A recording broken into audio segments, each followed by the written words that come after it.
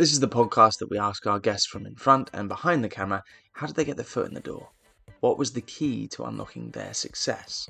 What's their story? Join us as we chat to the creatives behind the wicked movies.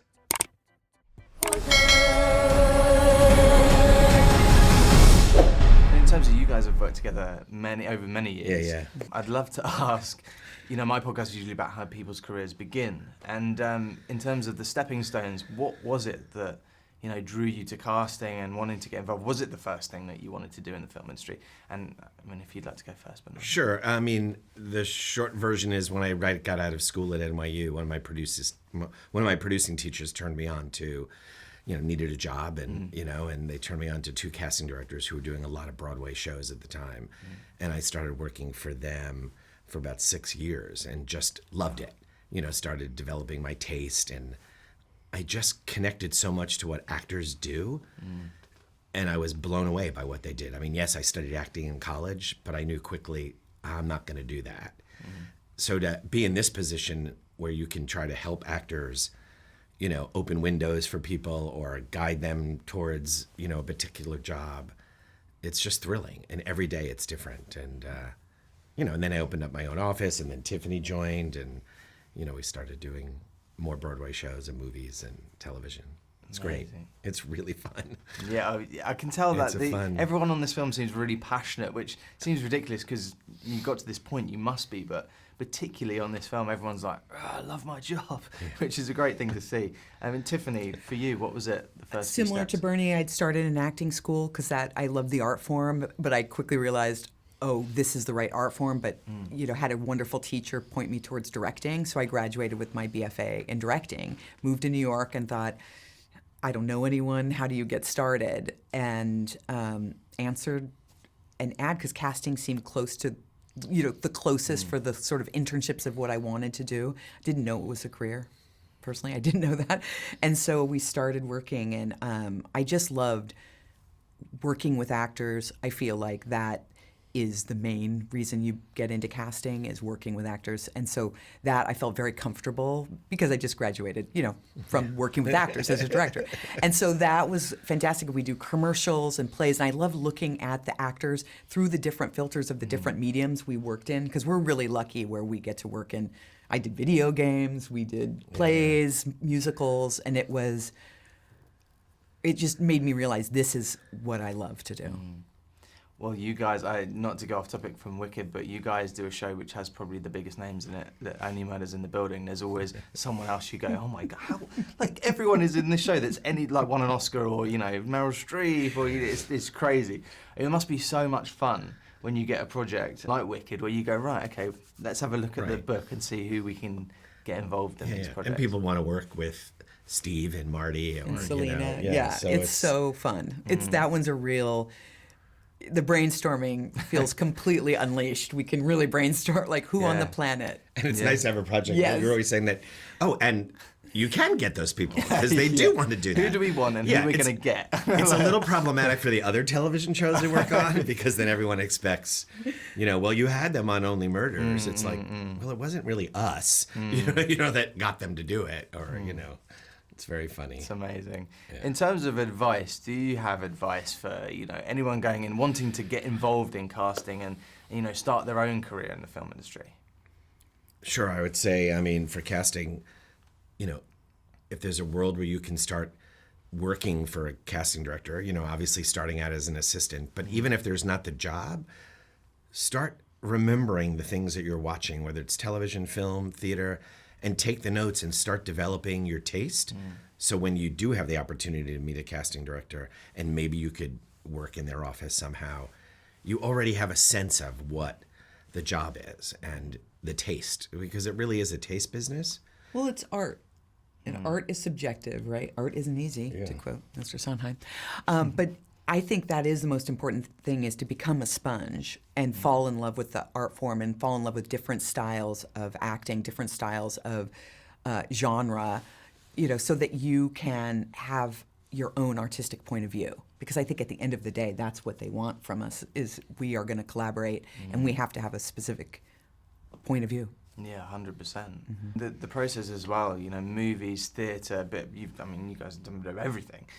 were there movies growing up that kind of influenced you and you were like, oh, that's really cool. I kind of want to know how that works. And Yeah, I remember. It's a good question. I remember being in. I'm aging myself, but in high school and seeing Deer Hunter, and wanting to know who all those actors are. You know, I mean, whether it was John Savage or Meryl Streep, you know, all of these. Sure, I knew who De Niro was, you know, already because I had maybe seen Taxi Driver, but there were just, you know, Chris Walken. There were so many, like they still stay with me. Those images of, like, who are those people? And you know, that was a time when you didn't have the internet. So you couldn't go home and look it up. You know what I mean? If you didn't see it on the cast crew on the list at the end of the movie, you were screwed. You know, and so I just remember trying to hold on to those kind of feelings when I would see a movie. That's an incredible film. Yeah, it's such really it's good iconic. movie. Yeah. But it's funny that came out once and that was a new movie. You know, it feels so sort of embedded, doesn't it? It's like Jaws or these films.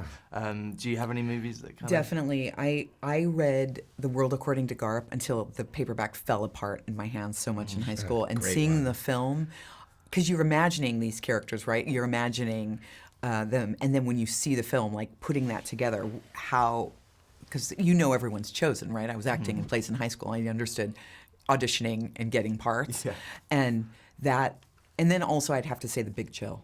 Yeah. Oh, so good. But see, like that not to, you know, those were two movies for me, and I had already started like working as an assistant, and I remember going, oh, look who's playing in Garp, Glenn Close. I just saw her in Barnum, you know, which was a musical on Broadway that wasn't a big deal. But it was right at that time when those New York actors were all crossing over and getting the movies, like Big Chill, you know, Bill Hurt, who was he? Oh, I saw him in Children, you know, I saw him in a play at Circle Rep. So those, you know, just great memories. Yeah, I guess that's what it's all about as well, like seeing or spotting a performance, whether it be on stage or in a film or whatever it is, and going, who's that? I feel like maybe they could, and that's so and we much do that fun. today. Yeah, you know what I mean? There's, you know, I mean, like Cynthia started in stage, you know, Color Everybody Purple in over Wicked. here. Yeah, People always ask me. Singing voices. I was in 13. I saw that. You know what I mean? Yeah. It was just Johnny, same thing. Saw him in no, Company in everybody, London. our whole cast. Like Bach, you're obviously, constantly Marissa. doing that. Yeah, you know, whether they're gonna get the job right at that moment or it's gonna be 3 or 4 years later. Like Ethan Slater, we knew we put him in shows. We've seen him in shows. We just didn't have a movie that he was right for or that he got. And then, you know, then there was this one. This is a question that all actors, a lot of people who listen to my podcast or watch my podcast, they're actors and they want to know what the key is. And I know there isn't a key, but I'm an actor myself, so really this question's for me. But in terms of getting in the room and being auditioned by you guys, how can you get your foot in the door as an actor to be seen? I mean, I think you have to do everything. You have to say yes. You have to just immerse yourself in the industry, because then if you get that off Broadway or off West End play, and I read a review, right? Like I read reviews if I'm not in the town where it is, because I want to be hearing what's going on. That could be the little thing, right? Like I think of Amir Arison, who did that little play, and then suddenly we were like, everyone wanted him, or Peter Merrick had that too, right? Where he was, you read a review and you were like, who is this? So now you start to seek that out. One, if you can get tickets to the play, or if you can even watch B-roll. So just saying yes, being part of something. And now it's such a good time for actors. I know it's never been easy for actors. Let's just be honest. It's never been easy. It's never been an easier time or a better time. But right now, because of the internet and because of things like TikTok, if you're a comedian, a dancer, you know, a singer, you have so many more platforms to be seen, right, 100%. than you ever had. I mean, when we were casting Wicked, dancers were coming up, and if I saw pineapple written on the wall behind them, I knew, let's get them in. And that's just TikTok. And the other thing is knowing, you know, just to add to that, and that was great, Tiffany, was it is a business. And if you're an actor just starting out and you don't have representation, but how do I get seen? It's like, you know, write a letter. You know, write a business letter, you know, and I don't mean business, but a personal letter that lets us know who you are, you know, and it's not like, hi, I want to star in Wicked. You know, that's not the letter, but we get those too. It's, you know, I know you don't know me, but I'm blah, blah, blah. If you're ever looking for an understudy for this project, or you're looking for someone to do some of the small roles, I'd love to be seen, encloses a link of something that I did. You know what I mean? It's it's help me remember you. I always say to another actor. It gives you know us what I mean? context for where you're coming from. I think also we have to even start before that, because acting, when people are good at it, it looks like behaving. I don't think anyone goes to the Philharmonic and says, tomorrow I'm going to move to Berlin and I'm going to be a cellist. Right? You see what acting, you do go, I'm going to move to LA or I'm going to move to New York just because you want to be a part of that. So it is a craft, right? It's an art form. And so I really think, forget about fame. Let fame be an embarrassing byproduct of good work. Pursue the work. Get into a class that kicks your butt. Figure out your point of view. At the end of the day, every artist has to have a point of view. Love that. Does that do what I think it does? No! No way! I'm obsessulated. You guys cast this movie. That is a huge job, and it's right at the kind of beginning of the process.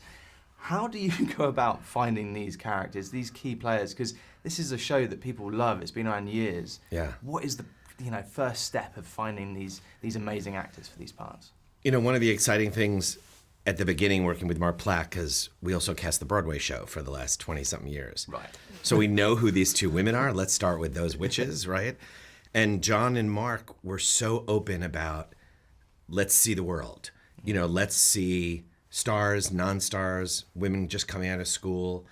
So, how we started was just brainstorming. Of course, we're making our lists of the women we know that sing, because we work on a lot of musicals.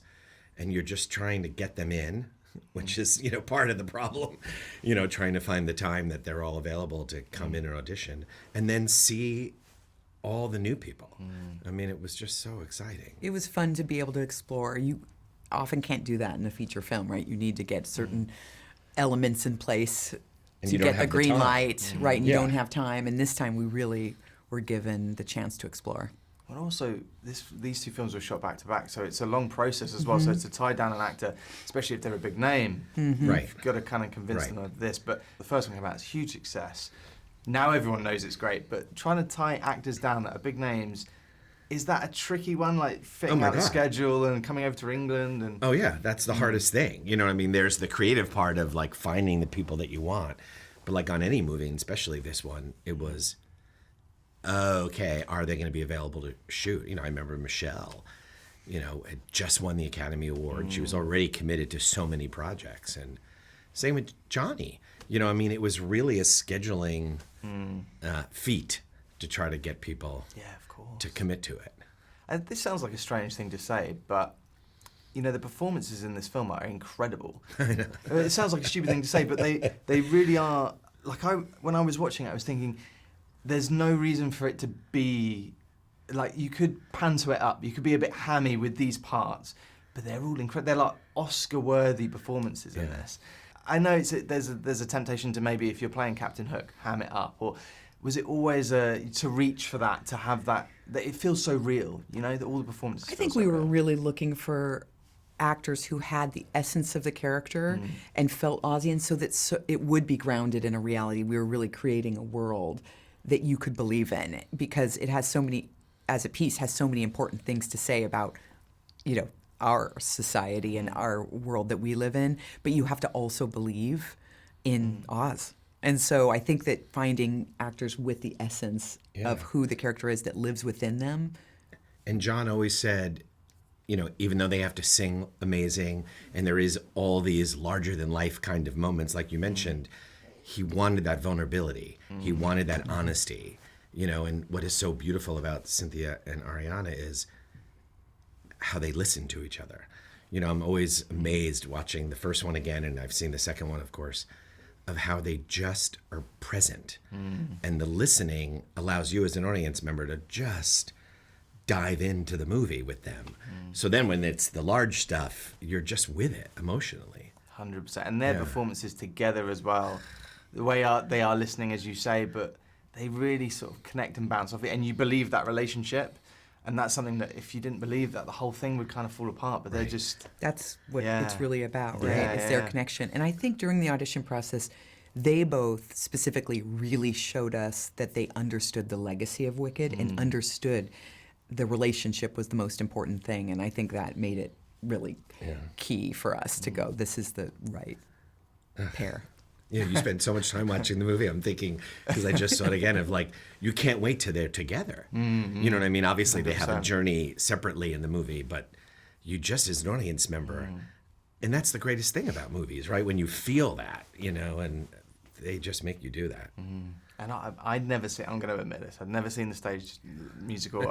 So watching this, everything was a surprise. I was Oh my like, God. oh my God. You're like, oh my God, oh, that's the best. Especially in the sequel where there's moments where obviously the Wizard of Oz crosses over as well, and there's loads of really lovely little moments where you're like, I did not see that. Oh wow. Like, Right, you know, that's what happened? Yeah, really, really enjoyed it. Absolute brilliant work from everyone. It feels like such a, you know, team effort as well. You watch it, and I said this to the guys I was speaking to earlier about the visual effects and the editing, that everything just comes together beautifully.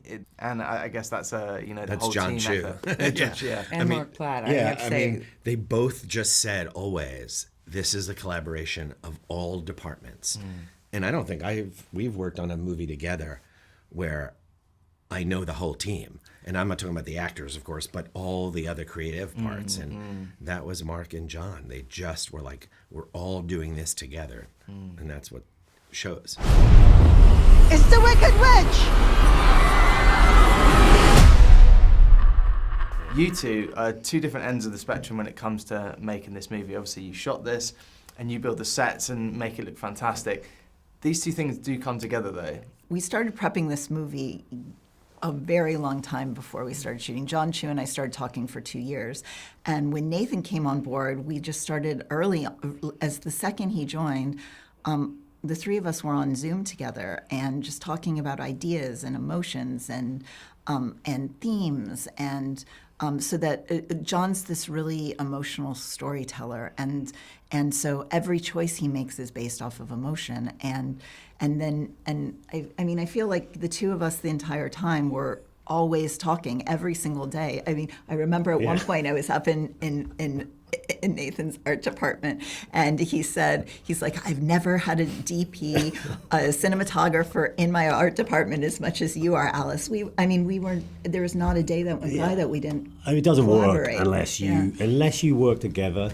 It doesn't work because, sure, we design and build all the sets, but they have to be lit and photographed. So the two things go hand in hand. They are not separate jobs, and we have to communicate constantly to get that working. And there's so many technical instances on this film and tricky photography. Girl in the Bubble, like, you know, you look at those scenes and you look at how you mirror sets. Like, it doesn't work unless we're on the same page. It just won't work. I mean, Girl in the Bubble, it was the second number that we shot. We shot the movies simultaneously. So the first number we shot was Popular, and the second number we shot was Girl in the Bubble. So you can only imagine how different those two numbers are, right? And I say that the first movie glows in effervescent daylight, and the second film, it lives in a maturity and density of shadow. And Nathan built this 60-story or 45-foot two-story set for Girl in the Bubble as Glinda's suite, and we have this Girl in the Bubble all acts as one shot. It's 7 shots stitched together as one, but we had to work together to figure this out because I needed practicals in the set to be able to light her because she's moving through space. So we dim on and off Nathan's beautiful practicals throughout. And mirror size, I mean, maybe you could talk about mirror size. That was a specific choice too. I mean, when you're pushing, I mean, because the scene is marvelous because she's watching her reflection and she's not happy with who she's become and she has to change to save Oz. But you push through a mirror. Alice had to push her camera through to her reflection and look at, when you're in a crisis and you don't know which way to go, you're always, you're looking in this mirror. She's got to push the camera through, which means if we had all the money and all the time in the world, I would have taken the set plan here and I would have just mirrored it that way and then mirrored it this way. But obviously we can't do that. We don't have a soundstage. We don't have the funds to do that. So when you push through this side of the set, she's got to come through the wall with the camera and then we have to bounce over here so the reflection works and continuous, that shot. So you do that 7 times, and that is very tricky. And hopefully it goes a little unnoticed when you see the sequence. You've seen the film. Yeah. And you only really you only catch it when you're in the Hall of Memories, right? You catch it a little bit because of the space. But it's kind of interesting. But we did. The scene starts where Glinda walks from the closed balcony doors into the space, and we start to arc around her. And at first, you see this wall where the mirror is, and then we start to arc around her. And as we arc around her, the special effects team moves the wall out of place. And so Nathan had to design a set that so that the wall could fly in camera. So then we're pulling back because it's all math. Mirrors are all math. So I need to pull back a specific distance so that it feels like a real reflection. And so this wall flies, and then as we come out of the mirror again, we're pulling back and the wall comes back in. So this is all happening live while she's singing live. So it had to be done quietly too.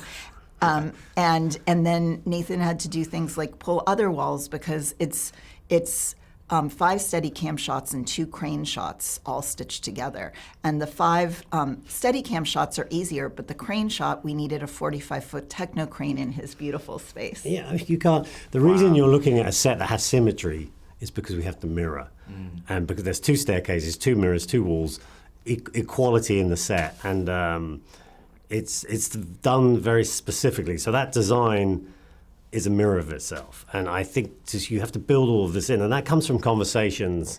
I remember when you came in that morning with your kids' toys saying, I think I figured out how to move through mirrors. John had this idea, and we looked at all these shots, like greatest movie shots of all, mirror shots of all time, and YouTubers making mirror shots.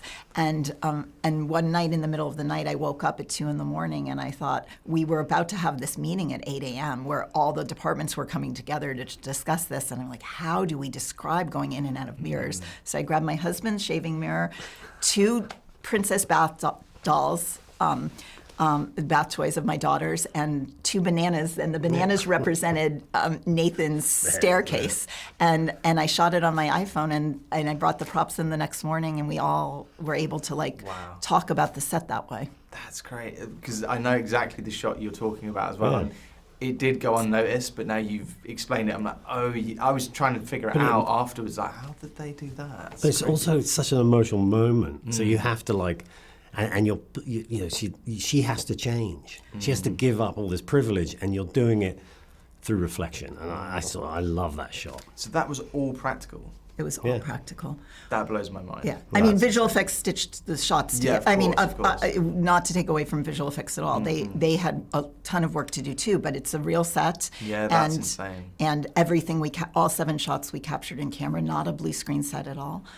But it is about as Nathan just said, it is this moment that is so key. It is Glinda's darkest moment in the movie. It is the moment she looks at herself and decides that's not the person I want to be anymore, that it's time to pop her bubble, that it's time to finally know what it means to truly be good.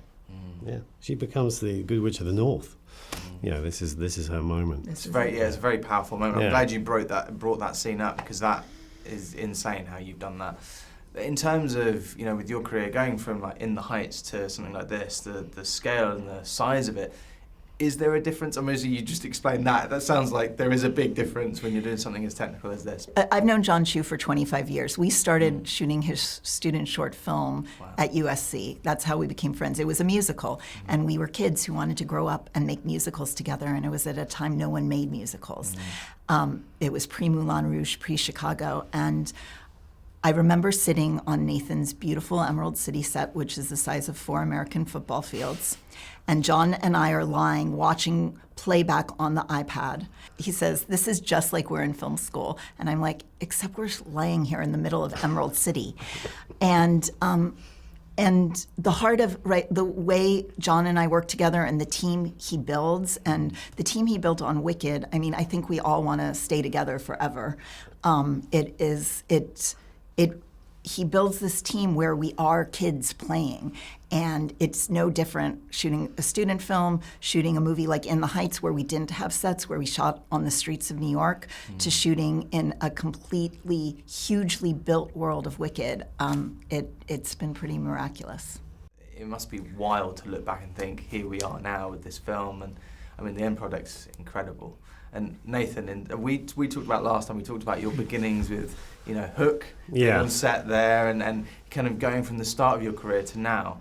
You've done so many huge films. Yeah. But does this feels pretty vast? I mean, as it's shot over 3 years as well, it's a big old project. Does it, even for you, does it feel like a huge sort of... No, it's by far the biggest film I've ever made. And for me, that's actually saying quite a lot because we've tackled a lot of tricky stuff practically. And I mean, there's plenty of visual effects, and I don't want to play that down at all because it's everyone. But yeah, big films. I mean, I started on Hook, but really my film school was, I went straight onto Bram Stoker's Dracula. Yeah. And I worked art director for second unit, which was all the tricks, all the mirror tricks, all the upside down reflections of the rats, the Dracula moving on skateboard. We had hydraulics and we did all the cutouts. And it's all Pepper's ghosts, the shadow work. So that was really my love of practical filmmaking started there. And I think I was like 25. And I feel very sort of lucky that I just got to continue working with people who like doing things practically. And it kind of took all of that to make this. Not that you never bring the same tools to the next film, but you do need the confidence to know you'll figure it out. And that comes from experience. And so it was good. It was the perfect film. It opened a whole new door for me to meet these guys and go into musical fantasy. It was just brilliant. I'd do it all again tomorrow. So I think we'd all do it. We'd all do it again. Maybe it's the best time of our lives. But I don't want to spoil anything, but the end kind of... but there's so many films that are on this scale that are done with, green screen or blue screen or whatever the current is. It's amazing that they've done so much practical work on this movie, it being what it is. That must be so fun for you when you've got these actual solid sets, it's all on screen. It's all on screen, and we spent so long making every single little teeny choice, and then being able to step on, right? Like everything is at this micro level when you're prepping. Whether it's the practicals, every single practical that Nathan and his team has picked out, to the color of the walls, like every single micro choice that was made and tested, and then the reality starts to sink in as you start stepping into these sets, and it was a leap of faith by the studio, right, to make two movies. We made them simultaneously. We shot. Some mornings we would be shooting in the Wizard's throne room for movie 1, and in the afternoon we'd switch and shoot Wonderful for movie 2 in the afternoon, all on the same set. But Nathan's sets were so vast that I was able to, and both movies are lit very differently. We had two different approaches for each movie, and we had to track that throughout. And so we had lighting setups for movie 2 that we dim off and certain units, and luckily the sets were big enough that we could have both kinds of lights set already pre-rigged, and then we'd dim them on. We'd switch the lighting setup in the afternoon, and tracking all of that, and the studio taking this huge leap of faith to be able to do both movies simultaneously at the same time without knowing what the box office of the first movie would be. Did all right, so fine. That's insane. I didn't realize it was actually simultaneously. I thought maybe you shoot the first one, then you shoot the next one back to back, but it was all mixed in. We only had Jeff Goldblum for 4 weeks total. Yeah. Oh my god! So for both movies total. Wow. Yeah. That's insane.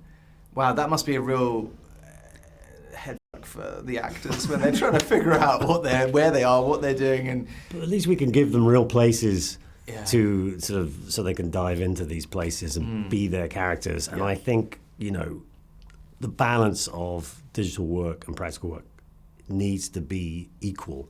And it also for you, the audience, it makes you feel like there's a handmade feeling to it, and that sort of relates to the nostalgia of The Wizard of Oz and Wicked, because we have to be careful. We're treading on generations of people's love of Oz, so we have to give it a handmade feel. And so if you put enough practical in, you light that practical set, then you're kind of touching a little bit of that, because it is handmade. It's scenics and painters and sculptors, and I love that. And there's like this old-time simplicity, old Hollywood simplicity to the way we made this movie. And you get the script for Wicked, and you there's endless possibilities and endless choices, and the reality is it's a film about, it's a love story between Elphaba and Glinda, between two best friends, and so we did everything did want to feel handmade and leaving a handprint on your heart the way the For Good says. And so, yes, we can go huge and epic and vast, but then we're very intimate and close, and being able to be in real sets versus a blue screen world where you feel them in their environment, and we can move the camera 360 degrees because there's real sets everywhere, and we can get as close as we want to and then pull back wide and see the vastness of Oz. And so there's this careful balance of close and wide and epic and vast and intimate, and it does feel like a handmade movie. 100%, and the continuity, as you say, it's lit differently, but it still feels like it's been made by the same people with the same, love behind it. Everyone that I've talked to today have been so passionate and happy that they've worked on this film, which sounds like it should be a given, but it's quite a rare thing, and it's really nice to see that everyone's sort of... I think it's pretty rare. Yeah. Because it takes all of us. We can't do it alone. We just can't do it alone. So you need everyone on side. And also, For Good is epic. It's like the stories of the Witches of Oz. It's the origin stories of all these characters. It's just... I'm excited. I'm excited to see it again. I want to see it again. So. And there's this visual heartbeat that intricately weaves camera and lighting and production design and costume design and makeup. It intricately weaves it into one. And so one whole movie, even though each film is its own distinct movie, when you step back and look at it as a whole, every intention and choice is clear and vibrant and beautiful. No, it certainly is. It's an incredible film. And you guys are in two very different fields. What would your advice be for someone that wants to become a cinematographer, for instance? Actually, you talk first. Do you want to go? Someone that wants to be in sets. I was getting ready to listen to something fascinating. Yeah, you're like... Yeah, come on. I want to become a cinematographer. No, I'm joking. How do you become a designer? Well, you need optimism, and you need positivity. You need a bit of talent and a lot of luck. And you have to if you're very young, you just have to go in, even though you don't know what you're doing, and you have to engage and push into the art department and just take on tasks that you're perhaps not comfortable with, because your career is all about doing things you're not comfortable with and finding solutions. So you might as well start off at the beginning with getting uncomfortable. So, fair play. Yeah. It's now your turn. It is now my turn. I knew I wanted to be a cinematographer when I was 15 years old. I fell in love with light when I was a little girl. And what I didn't realize when I was 15 and decided this was going to be my path is how heartbreaking it can be. And that the lows can be so low and you feel like you'll never come up from them. And when you're on your greatest highs, it feels like you'll never come down from them.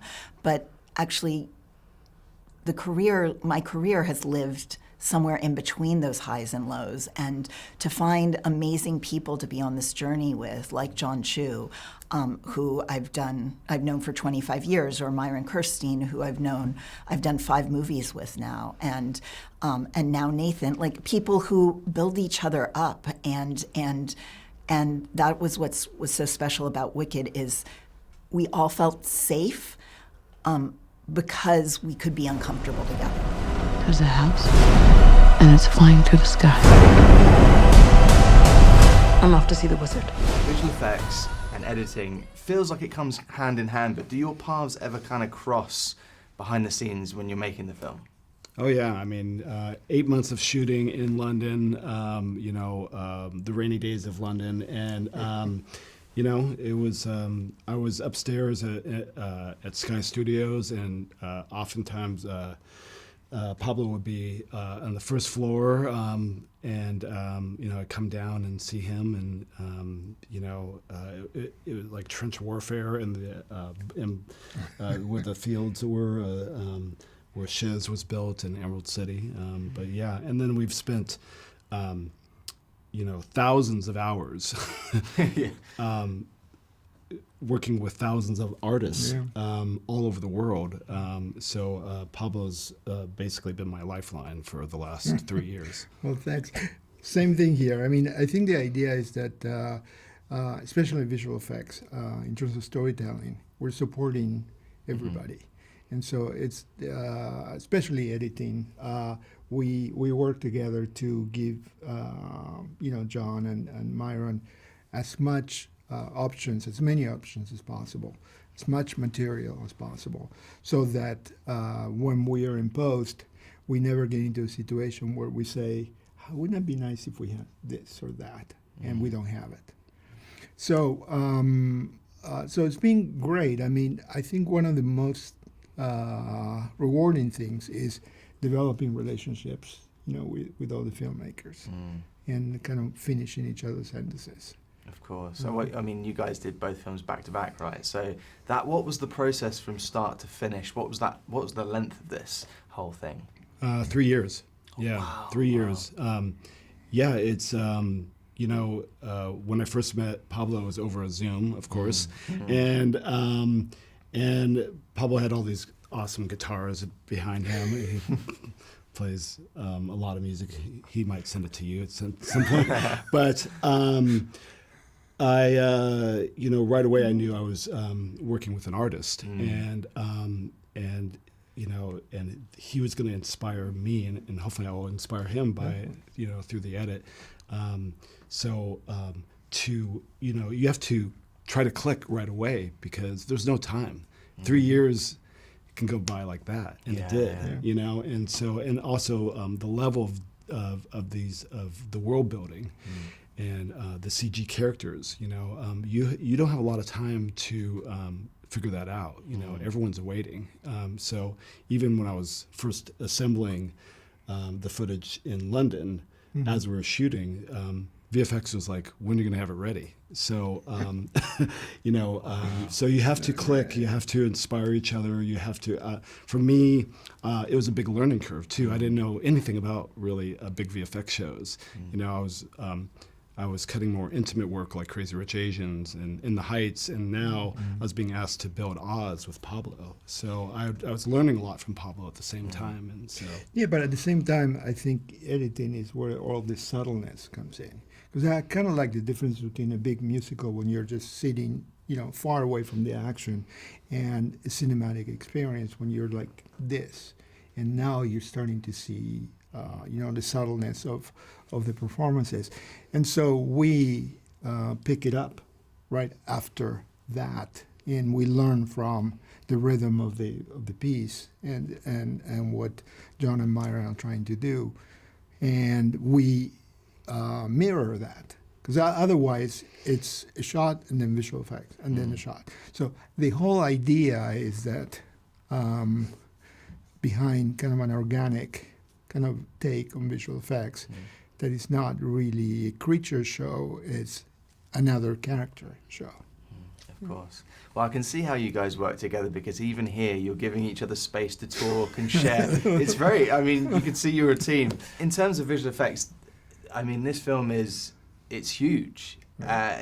Some of the other films that you've done in the past, like The Lost World or Independence Day, they're huge films. But how does this compare in terms of sort of the number of visual effects shots and the size of it? The number of visual effects shots has grown. Like, for instance, if you go back to even the first Jurassic Park, you say, how many shots are there, do you think?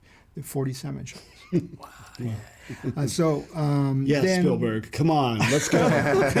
Well, obviously technology has changed, and also the way you think about it has changed in terms of telling a story. Independence Day, since you mentioned it, had 152 shots. Wow. So that's it. So and then the Star Wars films have hundreds, and then we just keep going up and up until we end up with Wicked, where every shot is a visual effect shot, and 2000. Yeah, and this one is pretty much, for good, it's pretty much as much. Plus the complexity of some of those, sequences and shots. But I think what it is I don't think you change the way you think about the work. I think you trust the people that work with you. And, on those films, we had a crew of 100, maybe 100 people, 70 people. Now we have 1,000 people. So you have to be very good at communicating. And All over the world, by the way, Yeah. That's right. Yeah. So you work 24 hours. So if you're working with London and Sydney, I think all of us, is the morning for London and the afternoon for Sydney. So you're working 24 hours. You're thinking about it 24 hours. But it's about trust, really. You trust the people that you work with, and you delegate. It's so interesting because I didn't really understand how you did it, because it was so complicated, and we would have one review in the morning for London, and then in the afternoon we'd have a second review, and I'm like, when is Pablo sleeping? And how is he able to talk to all these artists and all these these coordinators, and just to so just the infrastructure was so complex. Not to then you have the creative side, Sure. and But it's like your team too. I mean, you do have also a team of people, and you trust that the people that you work with are filmmakers, and they also support you in a way that, like for instance, sometimes we'd be on a review, and I especially towards the end, it's very difficult to see the work right before we present it.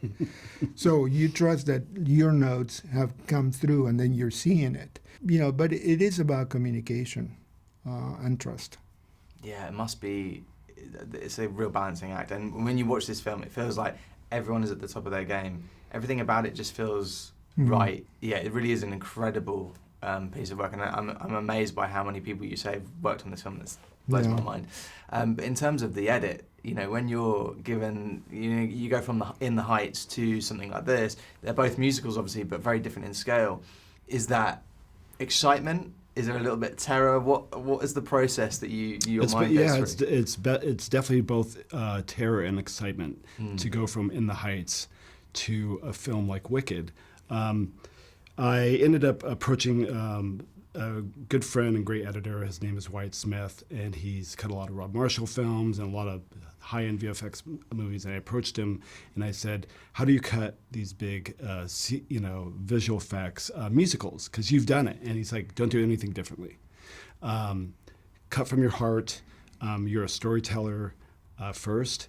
And so I just left that and said, okay, I'm going to approach this the same way. It's like, what is actually going to move me? What's going to give me goosebumps? What's going to make me laugh? What's going to make me cry?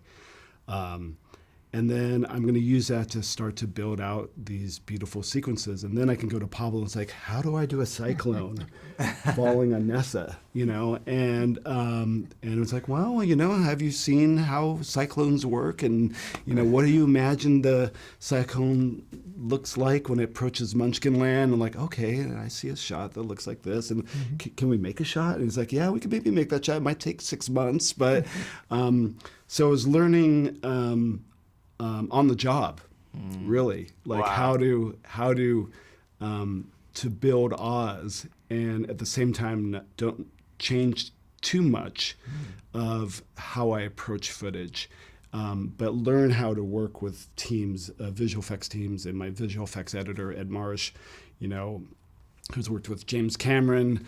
He could say, I could ask all the dumb questions of like, what is previs? What is post-vis? I didn't know any of that. Anyways, but then just remember at the end of the day, it's about the heart and cutting from the heart and letting the team support you and to get to the finish line. You have to rely on your team to help you get through this process. You can't just say, I'm doing it all by myself, and this is a massive undertaking. You have to you have to do what you do. You're a storyteller. I'm trying to cut the best scene possible, and then get the support from there. Yeah, it's kind of something else happens too. Is that the movie kind of develops. There are certain things that are developed in post with us, working with the stuff that was shot, and John's idea, and that is because that's one of the things I learned about. I hadn't worked on a musical before, and some things are not in the script. They're just the lyrics of the song, and so nothing is delineated, and so necessarily beat by beat as far as the songs are concerned. So we have a lot of liberty. Yeah. So like for instance, in the tornado sequence, I mean, we sat down and we kind of like, wouldn't it be great to have this shot? And once you have that, then that opens up to maybe having a close-up here or having a medium shot there, and what kind of story you're trying to tell. And obviously the way you cut it, I mean, you could go one way or you could go this other little way, and that opens up something else. Especially when you're working with creature work. I mean, should this person be, or this character be ambiguous about something, And then you start working with words like ambiguity or guilt, or how do you put that on something? Yeah, you have a main character like Chistry, you have to communicate so much for a monkey with wings who doesn't speak. Right. And so we're sitting there with animators and with Pablo and trying to explain, the expression and what have you. One of the things that I love about working with IOM and Framestore and the VFX department is like, just because this level of restraint. Because just because you can do something doesn't mean you should. And so also, sometimes you're like, I can do anything. And they're like, yeah, but do you want to? Yeah. And so there was a pushback as well. It's hard to imagine that Oz feels like there's actually restraint there, but there is, we don't always go for the grand shot flying over Oz. Sometimes it's more about the intimate things. So it's that balance and like you said, the nuance. Yeah, and it's also a difference because when you're casting an actor, you're casting that actor because you're seeing something in that actor that is going to be brought back into the movie. But when you're casting the CG character, visual effect is contrary to any other filmmaker. We're asking him to turn over work when they're not ready, when they're not thinking about this. Everybody is trying to work in continuity because it builds something, and you get invested into something. But visual effects comes in and say, well, we need 200 shots by this date, otherwise we're not going to be able to make it. So it is a constant transaction, but always for the betterment of the movie. I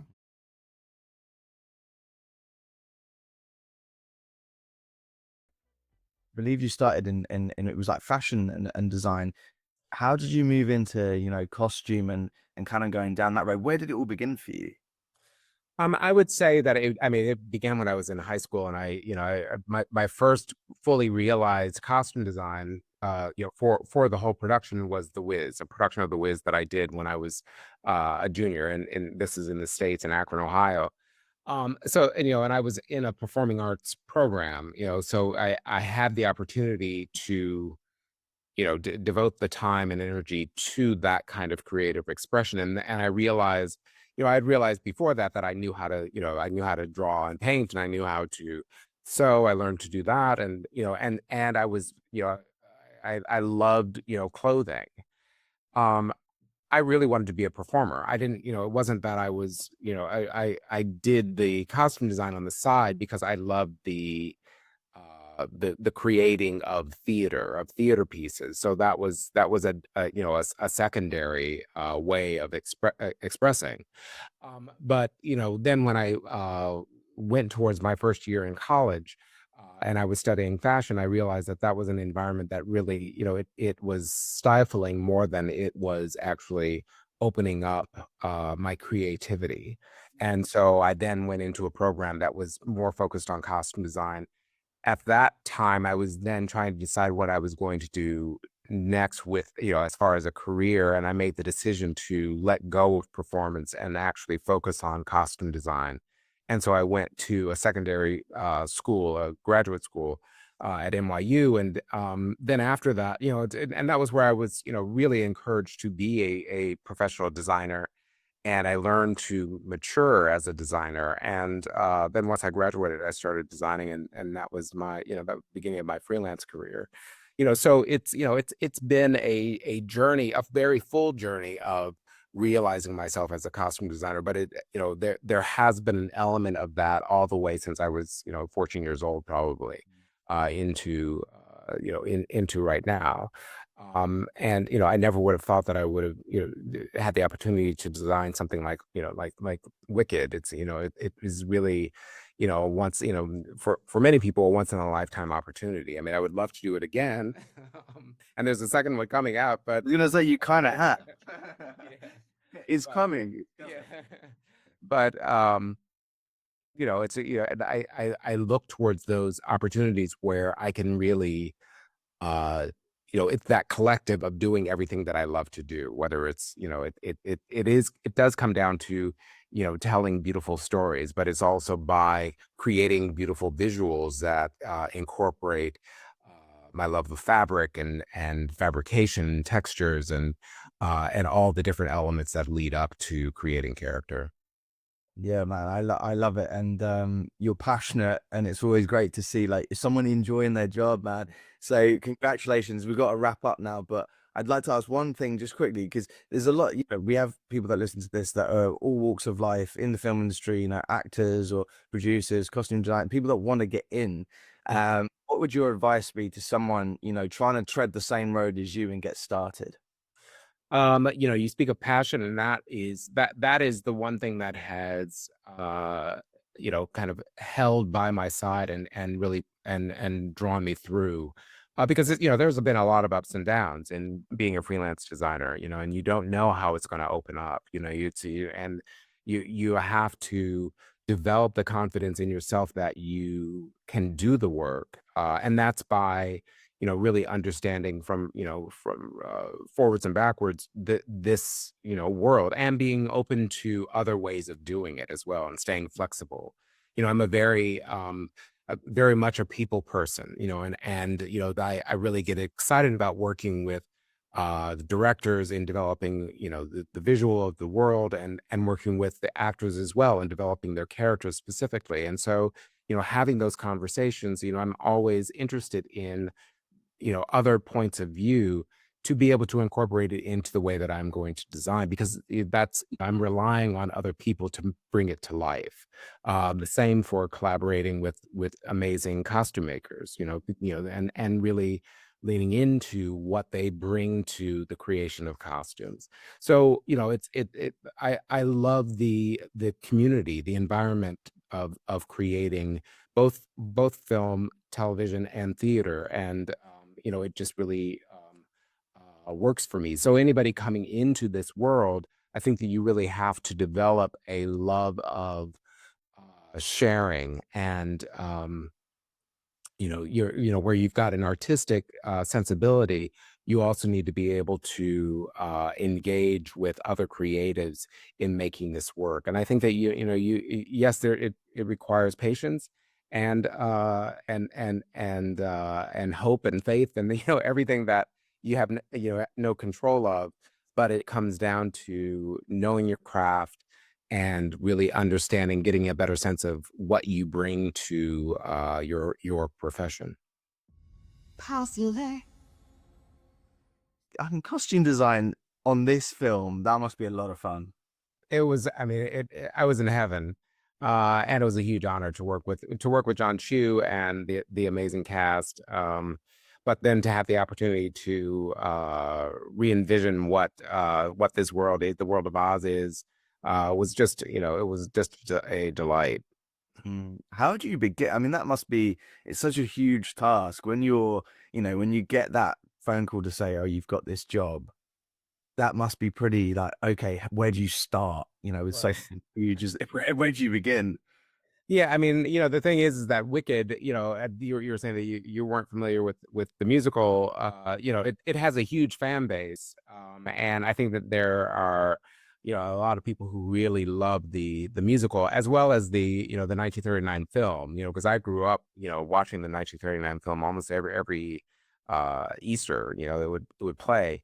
So, to step into those shoes, I mean, it's kind of a daunting task to then figure out what are those, iconic elements that, I might incorporate into this film to create a new, I guess a telling that would serve 2025, 2024, 25.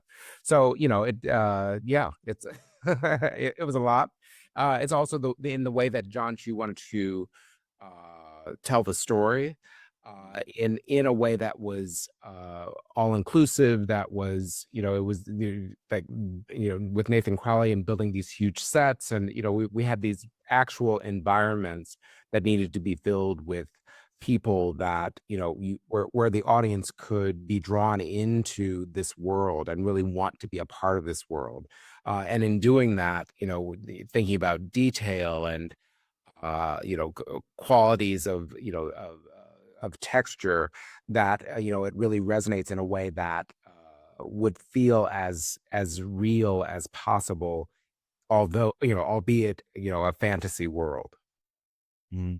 Well, this as well, seeing the trailers and watching that, and I was like, okay, this looks amazing. How much of this is going to be like CGI? And watching the film, I was blown away by it. You can really tell, obviously the costumes, but the sets and everything else, it all looks real, looks tangible. It looks like there's not actually as much CGI as I expected, because you're creating it's a magical world, isn't it? Was this all material? Was this all like, physical? Was there any sort of elements that were added afterwards with the I mean, costume? except for what was on the animals, because the animals are CGI.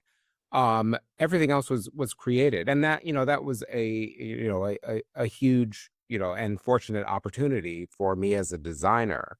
But it also speaks to my sensibility and how I like to design, which is to create as much as possible. We were casting buttons with this shiz emblem and the Galinda emblem, and all of the handwork that went into all these clothes, whether it was the spiraling origami ascot on the wizard that Jeff Goldblum wears, just the undulating pleating on Elphaba's Emerald City dress. I mean, all of that, it took these amazing and talented artisans, the time and expertise to create these costumes and make them, they were realized in real life. And that is a rare occurrence. You don't get that opportunity as a designer, and I'm just so fortunate to have had that opportunity.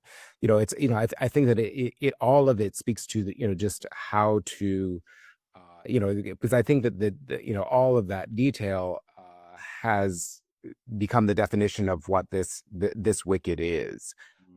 And I think that it operates as a support for this very dear and emotional story about the relationship between these two women.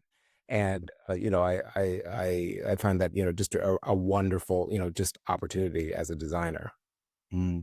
Well, if you look at the cast, the crew, everyone involved in this, they're all the elite, and you're one of those elite. It's pretty amazing, the ensemble that's been brought together for this. I couldn't quite believe it actually when I was looking through before watching the film. I was like, Jesus Christ, everyone here, everyone's won BAFTA's, been nominated for Oscars. It's crazy. But speaking of BAFTAs, you've obviously got a nomination for this. Congratulations. Thank Very you. incredible job. But this isn't, you've been nominated multiple times, I think 6 or 7 times already.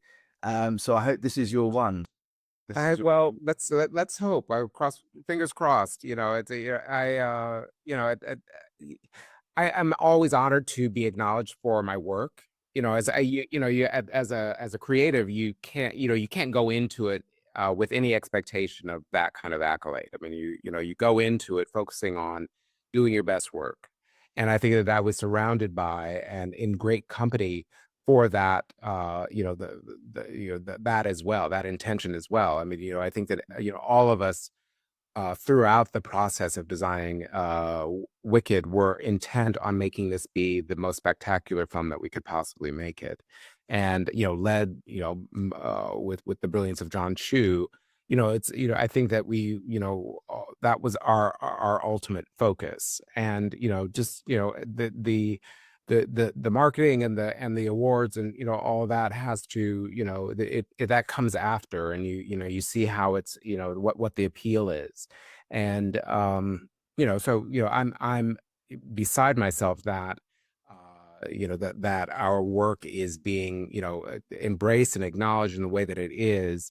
But the making of this world has to come from just devotion to the piece itself, and supporting the cast and the director, and and making that be the best that it can possibly be.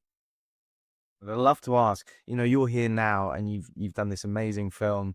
You've been nominated for an Oscar and a BAFTA. You've also won an Oscar and a BAFTA in the past. You're at this point where you're at the pinnacle of what anyone would hope for as a career. But how did that all begin? And where did your sort of, love of makeup and designing, where did that come from to start with? Well, one thing you mentioned earlier was like, oh, some people take so many hours to do makeup. I very, very early on, I was very young, when I got the chance to work on The Singing Detective with Sir Michael Gambon and Dennis Potter being the writer. And it was so creative and so new to TV. It was absolutely breaking in its day, breaking all barriers that the BBC had. And the makeup on Michael used to take me sometimes, if it was a full body, 4.5 hours to get that bleeding, peeling off skin. And John Amell, who directed it, he broke barriers by allowing for the makeup. He shot all the close-ups first, and then as the day progressed, he did the mid shots, the wide shots, which is unheard of. But he did it because Michael was so animated that the makeup couldn't stay in his face the whole day. So we reversed the whole process. So we got the close-ups first, and then John got the performances in the reverse of what is absolutely not the way round in our industry. But I started at the BBC and had that wonderful training that people don't get now, because of course it's free. And I feel for the new artists and talent coming up now, because not only does it cost a fortune for courses, but once you get into the industry, it's harder to get in as well, I believe. So it's very important that we take and carry new people with us everywhere and teach what we can, where we can. But that was my start. That was my love of old Hollywood, came from my parents. I used to watch, and I used Grace Kelly as an influence for Ariana's beautiful ethereal look throughout, because Grace Kelly has a quality about her that it wasn't based on her look. It was just that she was so graceful and radiant, and Ari has that, and so natural though. If she was never, it always came from within, I think is a way of describing it. And my basis in my history of my movie life came from the old Hollywood stuff. And I think maybe Rear Window was one of my favorite Hitchcocks, and I've always loved the style and the quality of his work. Gosh, that man never won an Oscar. That's crazy. You've outdone him, so Well, he'd be cross. fair play. That is mad. Actually, I hadn't thought about that, but yeah, I mean, so many of his films are iconic. I mean, how can one person have so many titles that you're just like, each one of them feels like someone's pinnacle in their career, but he's got several. Talking about some of the things that you've done, I mean, the versatility is insane. And a title I want to mention, which you're probably that's a random one, but I really wanted to mention it because it is one of my favorite British comedies. Is Death at a Funeral. Film is brilliant. It's one of my dad's favorite films as well. But I mean that film was just so surprising, and I just didn't see it coming. I absolutely loved it. But when you compare that to, I mean, you've worked on Captain Phillips, the Grand Budapest Hotel, Jason Bourne, like the versatility is crazy. Is that something you strive for? That you like to sort of dip your toe in different things? Oh yes, very much so. And if you look behind every one of those films you mentioned, then you mention who's directing each one. I think in there lies my huge luck in life with Paul Greengrass, Wes Anderson, I mean, Frank Oz. I'm going to have the pleasure of working with somebody else I've wanted to work with all my life very soon that I'm not allowed to talk about, but I should. Yeah, I know, and how lucky for me that even at this stage I get that pleasure still. But I think everything you mentioned really is the director behind it that made every one of those projects so special. I mean, Tom Hanks and Captain Phillips, to me, it's one of the most wonderful things he's ever done. It was so emotional, I think, so real. Heart-wrenching. Yeah, Paul Greengrass is such a talent. I just wish he'd make more. Wes Anderson, how lucky am I to have had I started with Wes because of Bill Murray from I did a project called The Man Who Knew Too Little. Yeah, I was gonna say that was that the first project you did with Bill Murray, and then was it kind of like you're like his makeup artist essentially. You go and do pretty much every film that he does, you're on. So it was that relationship that built from that film from the We beginning. did, yes. It started from that film, and I think it was a year. We loved the film, and a year later, Bill called. In America, it's hair and makeup is separate, and in England we tend to combine it more often than not. We do both. I do hair, makeup, and prosthetics design. So, I think, not belittling myself, but I think that was one of the things that Bill really liked was it combined the look and I don't know. I mean, I sound like I'm putting myself down, but I think it was one less person in his face. It's very British of you to put yourself. But he's a wonderful. I blessed the day I met him, and also that he took me to do Rushmore because Wes opened up my life artistically in a in a way, and what he allowed me to be and what he brought to me as well as what I could bring to him. And because Wes cares about every single hair on somebody's head or face, it makes you strive to be more of a perfectionist every day, but to bring it without so much pomp around it that you don't take away their time. Is finding the nuances in it that don't take the act director's time away from what he needs. Well, his films are just so you see a frame and you know it's him. Yeah. And there's not many directors you can say that it's pretty unique. So that must be a lot of fun getting to sort of, design that look and be able to make those characters come to life in a way. We're running out of time, so I just want to ask you one last thing, and that is you kind of skirted around it a little bit, but I'd like to ask you, do you have any advice for people trying to get into the hair and makeup department, just starting out, getting on set? Any advice you'd give to someone that's getting their foot in the door? I one thing is I recognize how hard it is now, and the second thing I say to everyone is don't ever give up, because it's easy to give up when you're striving towards it, and when within the industry, I'm sure in America and here, it's harder and harder just to get that gap in the door. But I say don't give up. There will be that break somewhere, and you will make it. But when you do get in the door, think about the tiny things that make something perfect, not the big things that make something perfect, because the small things are really, to me, what makes the difference. Something has changed within What an amazing project to get to work on and play. I mean, it must have been so much fun being able to sort of, create these looks, these amazing, like, the makeup on it's incredible. How did this job come about for you? I had the pleasure of working with John True in my past. I did Now You See Me Too with him. So when Wicked came up, John and I Zoomed. I'm sure with many other people, I'm sure I wasn't an immediate choice or anything. But when we met again on Zoom, I don't know. I think John just got the vibe, and I was desperate to do the film. I'd seen Wicked the play so often, so I was very lucky, and I was chosen. I see you going in as a fan of the show as well.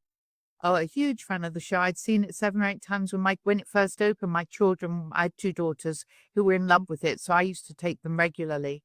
And of course, I've always loved the Wizard of Oz film. That's just been from my childhood. So I had my heart was sold. I just needed John to know it. It's crazy how long Wicked's been around, actually. I always still think of it as a fairly new musical, but it's been around. It must be almost 20 years, maybe? I don't know. No, you're right. Yeah, we celebrated its 20th year in London Theatre during Wicked, during the filming. So that's probably about 24 now, 25 years now. Oh God, it's even older than I thought. Yeah, that's Well, it crazy. may be I don't know when it opened in America. Yeah, of course, of course. Yeah. Well, I have to still ask, it must be well, for me looking in, I'm like, if I was doing the makeup on this, my first question would be like, how am I going to convincingly make someone green?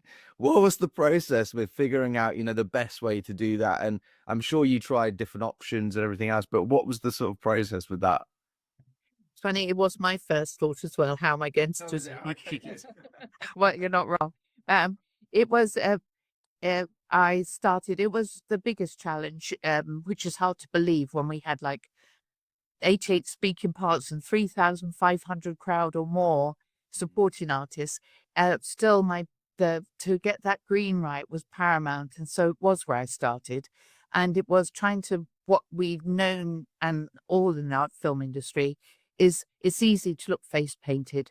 It's very hard to look like it's coming from within, that it's not painted on, and it has been trialed in post on many other films. I know our visual effects, Pablo, is the best in the world. It doesn't always bring the same effect within those moments of change within lighting. So once I discovered the green, working on models with the right skin tone and everything, and discovered, and it was a bespoke product, and it was discovering little elements that brought it together, like adding the breaking point was adding fluorescent yellow to the product that was the correct green, and that's why Cynthia's skin looks so alive in every light, because you'll see when you go back and look again, there's a tiny hint of yellowy gold coming from the underneath, and it's the way neon or fluorescent absorbs light that made the difference, and we'd never used it before in our product, so it was a real light bulb moment, I think it's called. Yeah, wow. That's really, yeah, I'll have to go back and really sort of look at that this time. We did add on, like, onto the surface to embed it. We did, like, one of the tricks of the trade that us in the industry is like adding freckles to look younger. And Cynthia has no eyebrows. We added tattoo transfer eyebrows, and then within it all and all the contouring, then Cynthia brings life to everything. Brought her heart and soul to how she saw Elphaba. So it's a very organic development within the story arc that we're trying to tell. Oh, wow, wow. How long was that process every day, coming on set and making that, it sounds like there's a lot of detail that goes into that. How long does that take?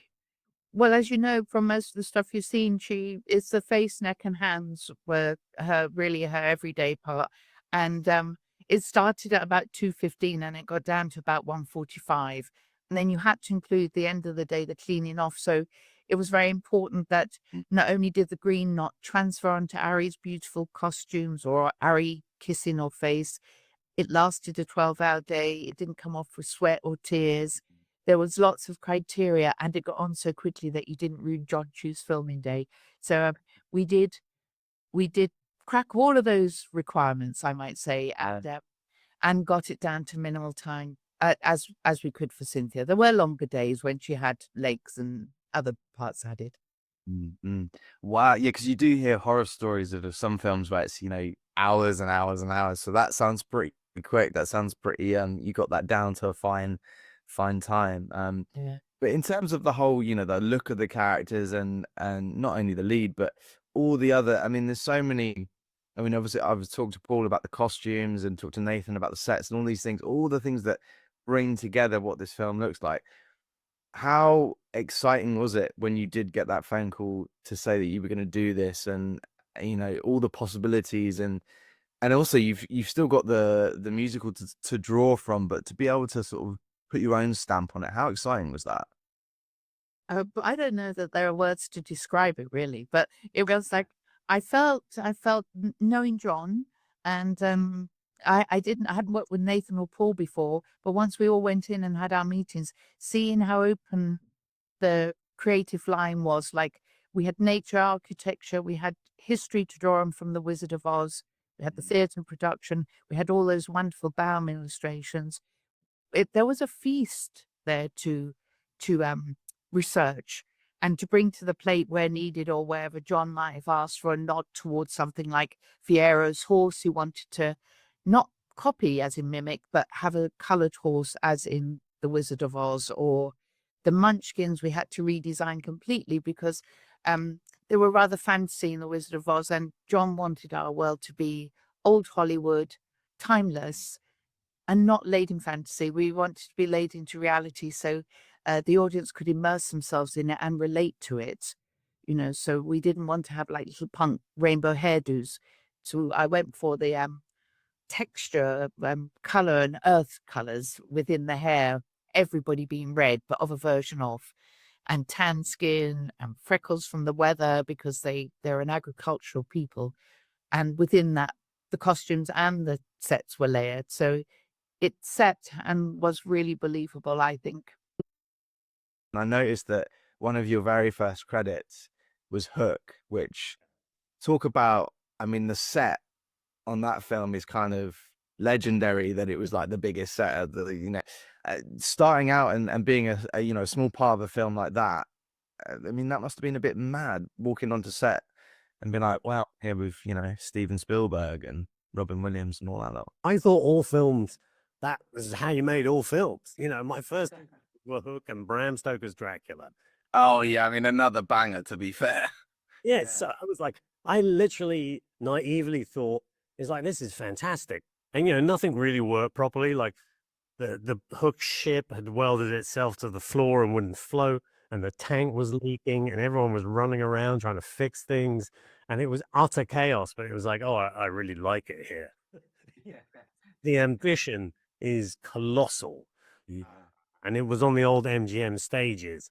I still remember that very first day on of work, walking down the old MGM lots and looking at the history of the place and the chaos, and realizing, yeah, this is I finally found my place. This is where I belong. Actually, if you look at that sort of arc, I've come back to Hook and Dracula. You might do. Wonka. Yes. They kind of, they're sort of bookending. I've come all the way back around. I've given up the beaches of Dunkirk. Yeah, I was gonna say Christopher Nolan movie, and you've done so many films. I believe 8 films with him. Yeah. So to come back round to something a bit more like Hook, it's a fun family adventure musical, which I guess you kind of eased yourself away from that by doing Wonka. That was kind of like, almost like a little tease towards it, and then it was a warm-up on. I mean, it was a big warm-up. We did a lot of work. But I actually did The Greatest Showman, which was the start of... Of course, yeah, of course. Yeah, and so, and it was at the end of Dunkirk, Michael Gracie rang me, who I'd met a few times. He said, I'm going to do The Greatest Showman, and it's like, I'm in. I could do with need some relief from... Yeah. I saw The Dark Knight Rises, and I thought, you know what? He'd be perfect for that. I mean, walking onto set and doing that for the first time, the whole going from a real kind of dark, like you have several films as we said there. Public Enemies was another one. To then go to a musical, what is the gear shift like with something like that? Well, the gear shift is, I guess you have to be ready to try something new, and secondly, you have to like be open to more color and dance and rhythm, and I mean those dancers are mesmerizing, and the music, the composers, it's just a whole nother world of quite brilliant people. Um, so I think if you allow yourself to fall in, uh, it's. I used to sit on set all day on The Great Showman and watch those dancers go time and time again.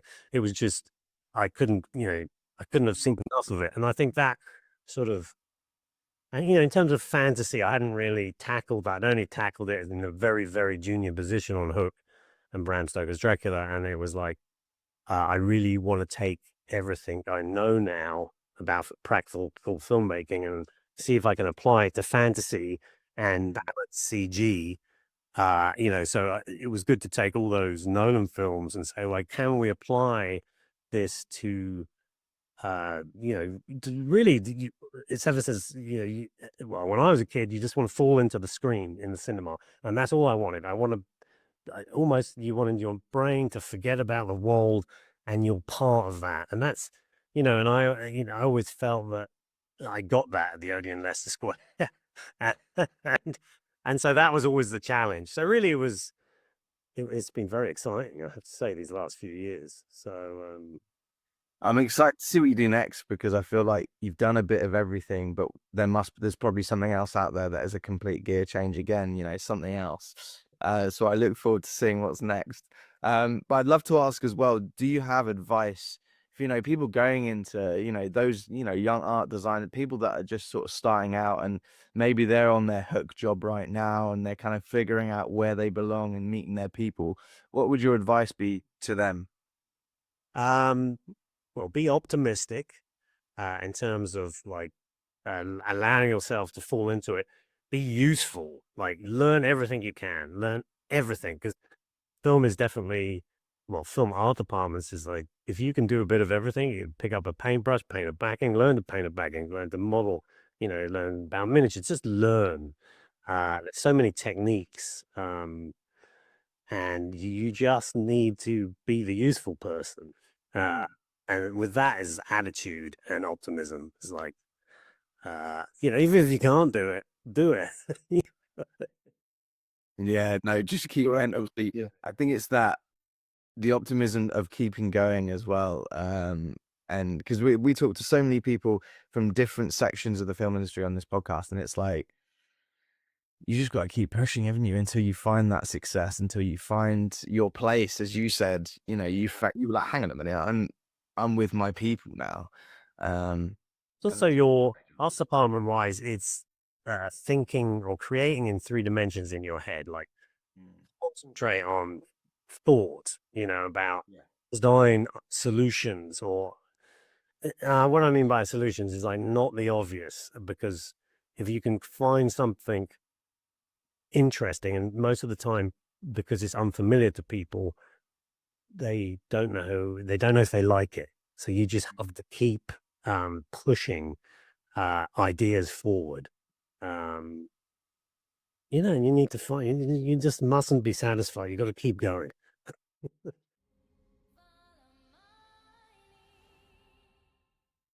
As a production designer, to come on and create this world, I mean, that must be a bit of a dream come true doing something like this.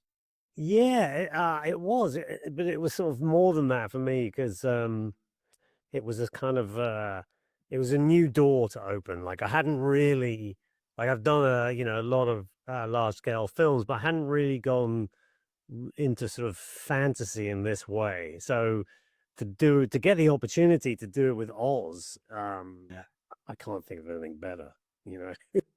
I mean, yeah, it's a great, and the way it looks, and I just talked to the costume designer Paul, and all the elements come together. The costume, the production design, the way it's shot, everything is and it is the elite. I mean, everyone that worked on this film is at the top of their game, including yourself. I mean, coming on board of this and getting that phone call, as you say, it's slightly different to what you've done in the past. But that, I mean, a new challenge, that must have been exciting to be like, okay, this is something new. Yeah, I definitely. I think as you sort of get older, as a film designer, you know you're always looking to do something new and challenging. You really need to, and probably even if you're young, you need to continually, see how far you can stretch your ideas and design themes.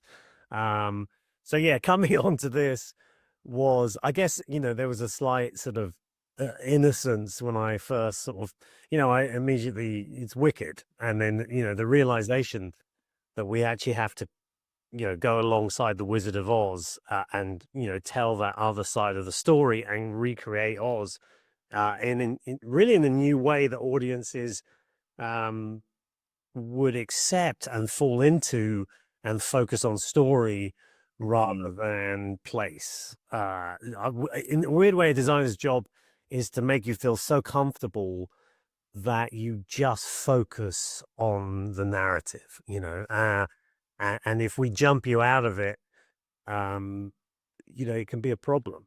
But you also have to delight. I mean, John Chu is just brilliant. He came from this place of whimsical delight, and he wants, the idea that everyone, would love Oz, and and then the Emerald City would be somewhere that everyone wanted to go, and you had to push that into that film. And Shiz had to be this marvelous institution, this ancient institution that wasn't, your fearful first day at some, Gothic university. It was like the joyous occasion of arrival. So, it was about sort of, finding those themes. There's so many themes in The Wizard of Oz and in Wicked that it was immense. I mean, it was, as I was saying, it was a sort of, I wouldn't say it's naive, but the realization was, it was like, oh, I've got to do the Emerald City. Yeah. And Yeah. I have to go into it, and I have to get you all there.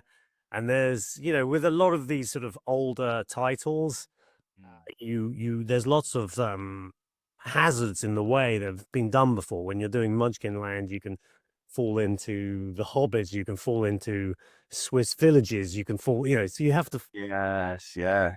pass everything. So you, the audience, don't say, "Hey, that looks like I'm in Middle Earth." No, But it's fun. That balance must be so difficult, especially as you mentioned there, everyone knows the Wizard of Oz, the Yellow Brick Road, Emerald City.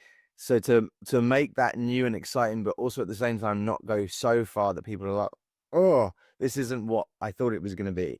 I just thought you struck such a beautiful in between there. And it felt familiar, but also new. It must be so hard to sort of, when you start this job, that task must feel huge. yeah, because you have to, in terms of large scale films, even on small scale films, we don't have a ton of time, and we have to get through all the no's to get to the yeses.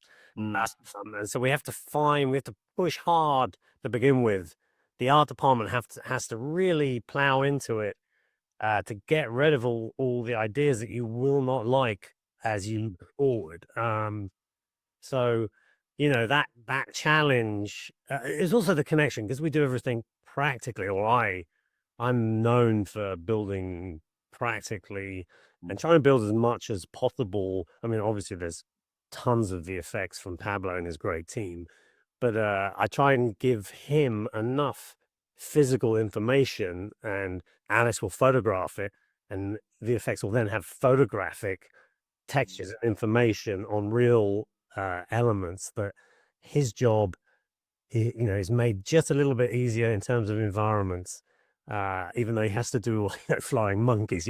Let's focus, his team on really some of the larger challenges, which aren't environments. So but he still has to do them beautifully. So yeah, I always try and build everything, and in doing so, it also focuses me down to the sort of touchable reality of texture, and I think audiences feel it.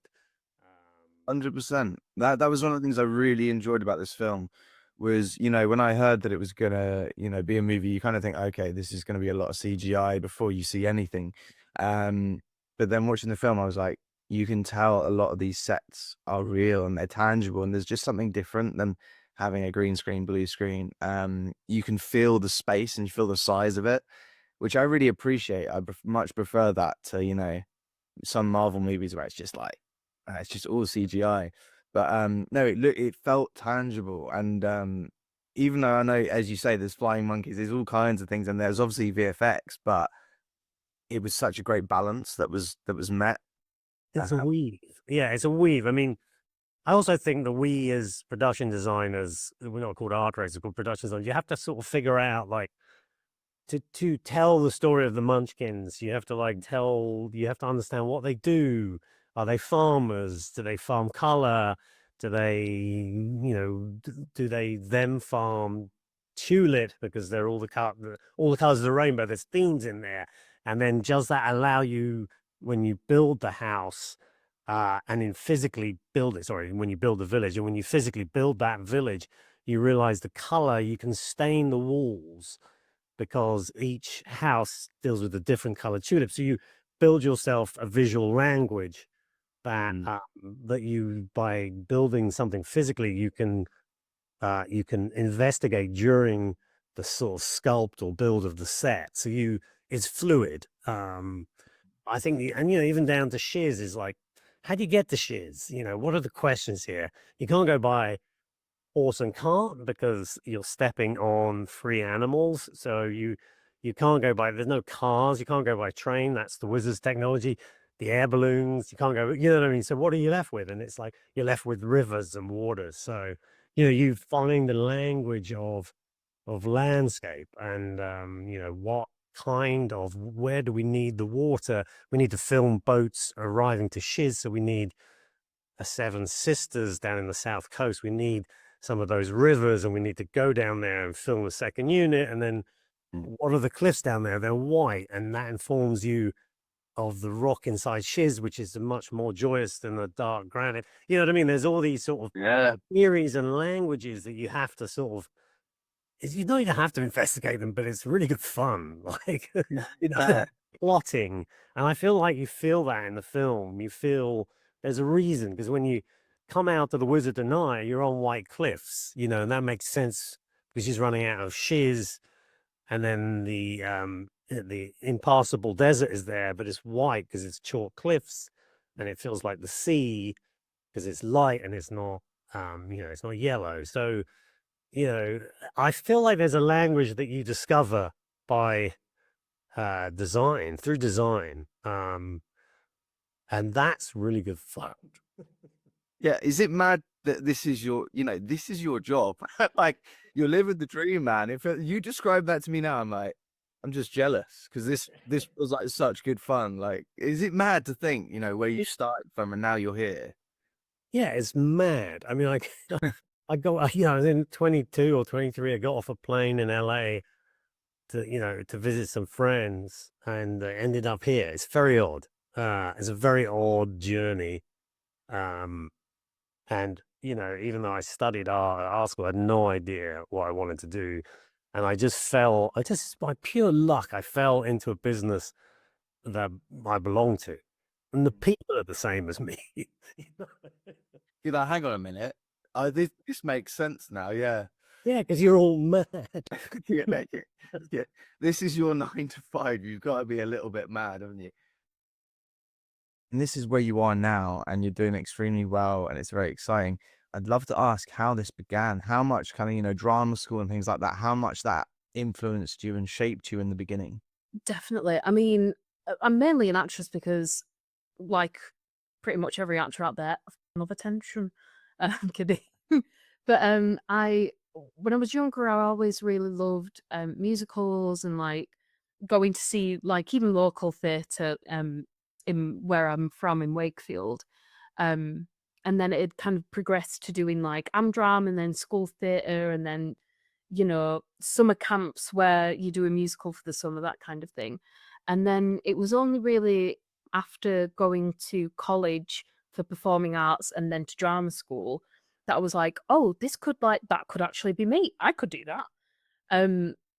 So I went from being like this little nerdy, like musical theatre geek and everything, and loving theatre and playing pretend and, writing my own kind of like, I'm going to write a play and I'm 12 and it's going to be amazing.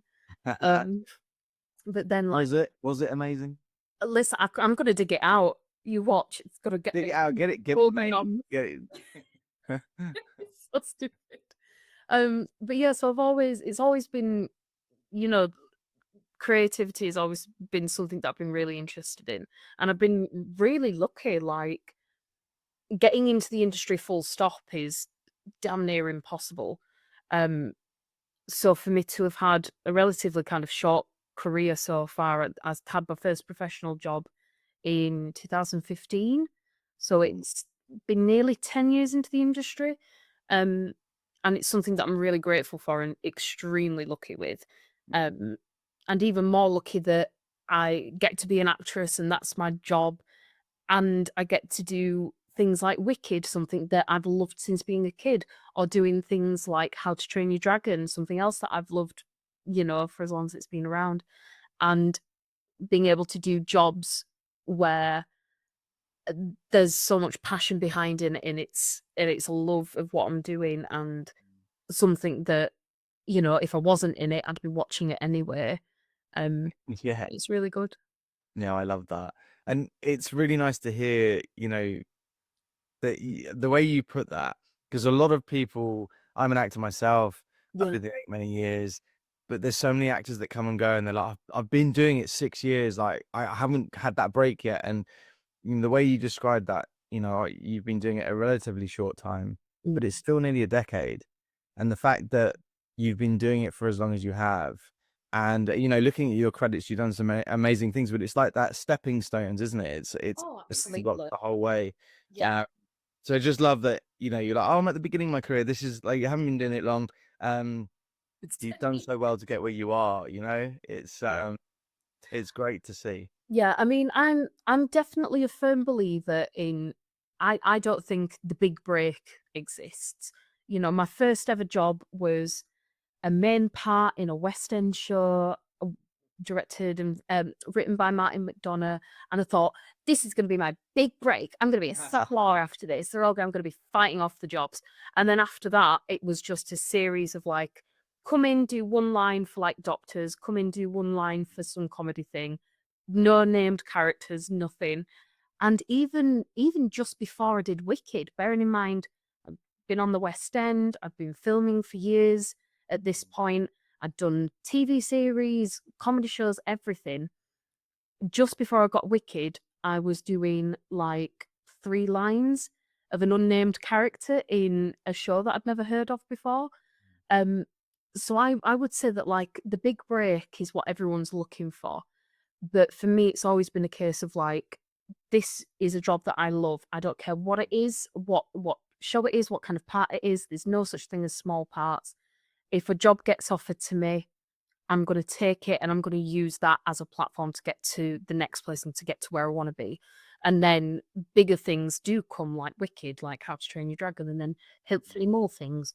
So it's all about being able to kind of get over ego a little bit and be like, yeah, I'm not playing Elphaba in Wicked, but I'm going to make Shen Shen stand out and make her fan favorite so that I can use that as something else that gets me to hopefully one day be the lead of a film. Although I will always pick characters like Shen Shen. The two. You have more fun with those sort of characters, sure. Like, they're just baddies are nice, aren't they? Yeah, they're just juice.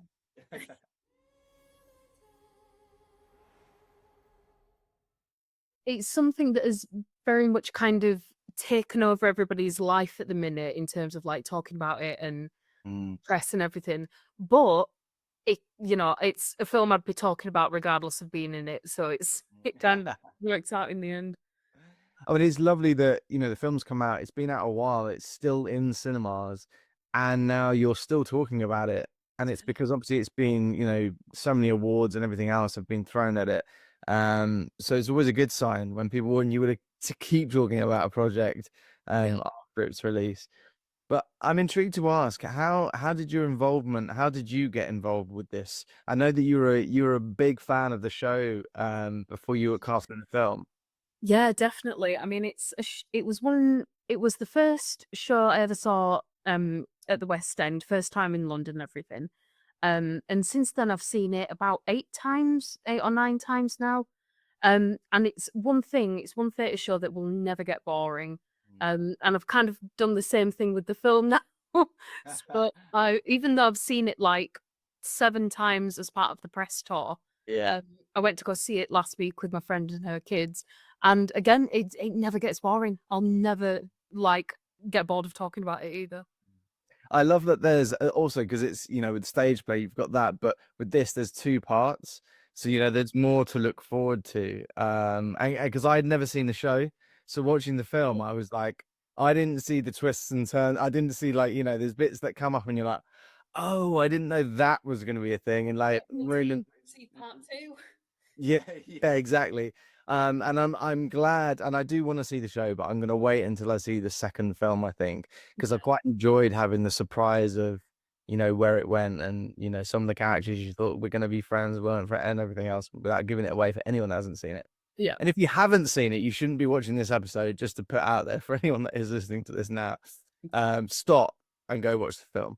But in terms of, your character and being a part of this, what was the build up like and the prep for this? Oh, you know what? Anytime I get to play a like really bitchy kind of mean girl character or a bully or, a baddie, it's always a really fun time. Because you can kind of a character like Shen Shen, because she's so like mean, you can really make her someone that the audience can laugh at. Um, so I really loved finding the kind of comedy with Shen Shen and obviously working with Bowen. He's like a comedic genius. Um, so that ended up being another amazing thing about it because he was so good to be on set with and kind of we'd bounce ideas off each other or like improv and just see what happened to it.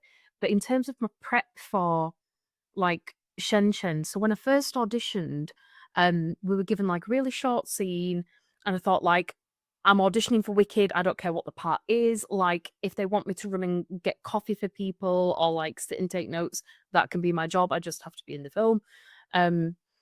So getting to audition for Shen Shen was really incredible. And then when I got cast, and doing the whole rehearsal process with John Chu, it kind of became this like really massive thing where I was like, oh my gosh, we can have so much fun with this because being given a lot of kind of creative input and being able to bring our ideas to set and rehearsals. So I watched a lot of like very like American stereotypical 2000s films. So obviously like Mean Girls. I was going to say Mean Girls is a good one. Yeah. And like, oh, what was the other one with Rose McGowan in it?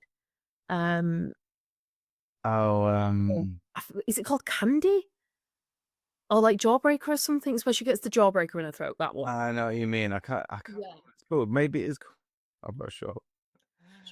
That's a great excuse to get to watch kind of like these like as you say late 90s, early 2000s like get.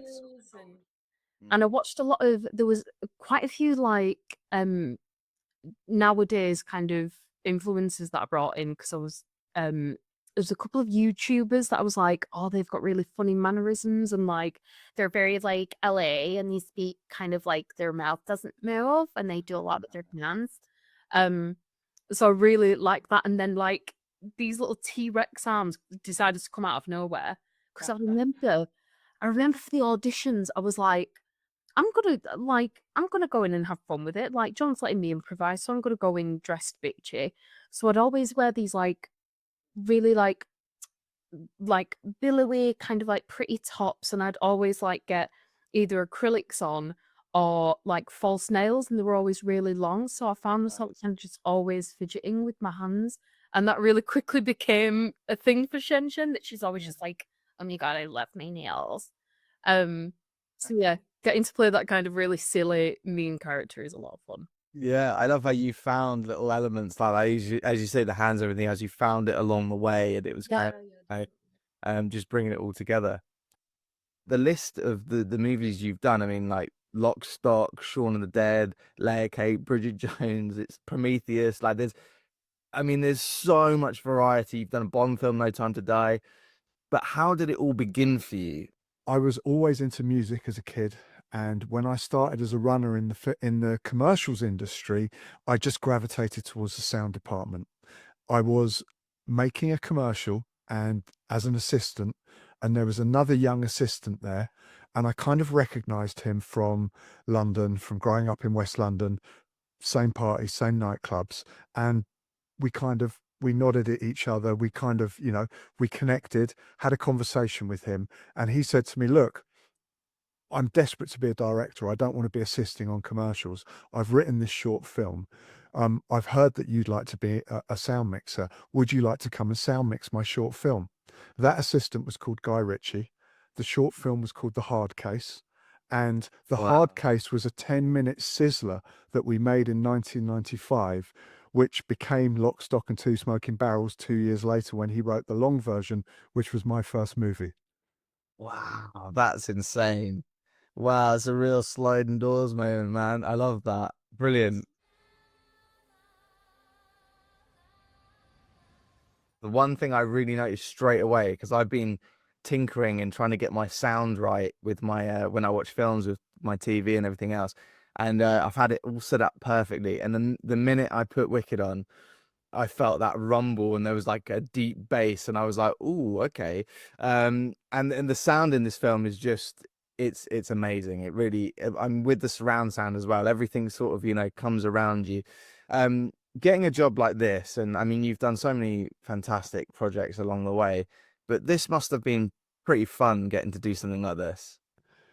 It's kind of like every project that I've had leading up to this has been a stepping stone towards this project, because this was the biggest, most challenging job I've ever had. Wow. And one of the reasons it was incredibly challenging is because live vocals on sets that big, with that many cameras, with hundreds of dancers doing choreography, it's not easy. But what we wanted to do was to really, really support these actors' emotional performances. When you use a pre-recorded lip sync track, it's obvious to the audience. And there is something, although look, there's some great musicals out there that have had lip sync, but we kind of go, "Oh, there's the lip sync," and we just accept it. And I'm not sure, although it's a beautiful spectacle of filmmaking, I'm not sure we believe the emotions. And what I think's different about Wicked is we absolutely buy those emotions because they're real. That's not a pre-record in a recording studio. When Cynthia or Ari kind of in the middle of a song take a moment and just have a breath, and you can feel that their emotions are real. And then when you mesh that together with, as you just said, the sound design, the sound effects, the beautiful score, it just creates something that I think audiences have connected with. I mean, I'm obviously incredibly proud of it. Yeah, I mean, that is one of the things I did notice straight away, that you believe that everyone's actually singing. Yeah. Because as you said, that can really take you out of something like this. Was it a similar process when you did Mamma Mia? Did you do a similar thing with that? On Mamma Mia, we were 100% lip sync with pre-recorded tracks until we were, because that was the old school way of making musicals. But there was one particular moment, it was one verse in Mamma Mia where Meryl Streep is climbing onto a roof, and she said, "I don't feel right doing this," because when we were pre-recording it in the recording studio, I had no idea what I'd be doing. And there's no effort in my voice. It doesn't sound like I'm climbing as I'm singing. Please, can we try and do it live? And that was the first moment on a film where I went completely live, and it worked really well. And we ended up doing another track on Mamma Mia live. And so there was that one verse and another track that we did live. And that kind of gave me the confidence to say, this works. But also watching those two scenes in the movie theater as an audience member, I kind of went, there's something here that works. There's something authentic that I believe more than lip syncing. And that was, as I say, a stepping stone towards being able to say to John Chu, yes, we can go 100% live. Wow, yeah. I mean, that's because I haven't seen Mamma Mia for a long time, but I'd like to go back and revisit now and see if I can sort of pinpoint the moments.